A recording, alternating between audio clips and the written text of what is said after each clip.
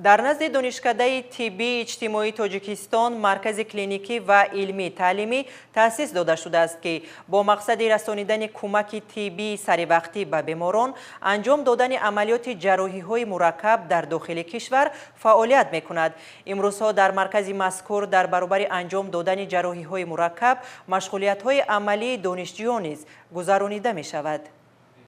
аввали соли 2024 дар давлати қувваи зимни 14-умин намоишгоҳи байналмилалии ихтирокорони ҷаҳон омӯзгорони донишкадаи тиббии иҷтимоии Тоҷикистон дар байни 145 иштирокчӣ аз байни 65 давлати ҷаҳон соҳиби 2 медали биринҷӣ гардиданд. ин нуқта дар нишасти хабарии донишкадаи тиббии иҷтимоии Тоҷикистон қайд гардид.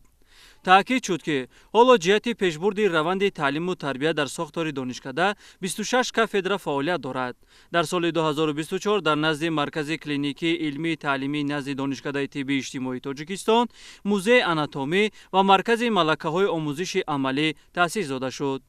мақсади маркази омӯзишии малакаҳои амалӣ ба ташаккул, инкишоф додан ва дастгирии салоҳиятнокии клиникии донишҷӯён дар самти омӯзиши клиникӣ аз ихтисосҳои акушерӣ ва гинекологӣ, бемориҳои дарунӣ, бемориҳои кӯдакона, неонатология, бемориҳои чашм, гӯшу гулӯви бинӣ, реаниматология ва ёрии таъҷилӣ, стоматология, тибби оилавӣ, травматология, ҷарроҳӣ, анатомияи одам, кори ҳамширагӣ, одоби муошират бо беморон ва наздикони онҳо ва дигар самтҳои соҳаи тиб равона шудааст. эттилоъ дода шуд, ки дар раванди омӯзиши моделҳои автоматикунонида ва виртуалӣ, дастгоҳ ва таҷҳизоти таълимии симулятсионӣ, барномаҳои таълимии компютерии интерактивӣ, маводи аудио ва видеоӣ оид ба фанҳои гуногуни тиббӣ барои омӯзиш ва арзёбии малакаи касбӣ истифода бурда мешаванд.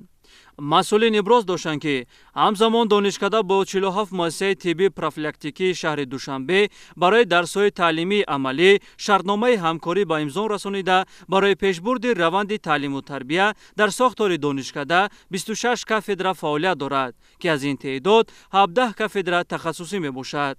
бояд гуфт, ки донишкадаи тиббии иҷтимоии Тоҷикистон нахустин муассисаи таҳсилоти олии касбии зодаи даврони истиқлоли кишвар буда, бо мақсади расонидани кӯмаки тиббии психологӣ ба шахсони гирифтории бемориҳои сиративу ғайрисиратӣ соли 2020 таъсис дода шудааст.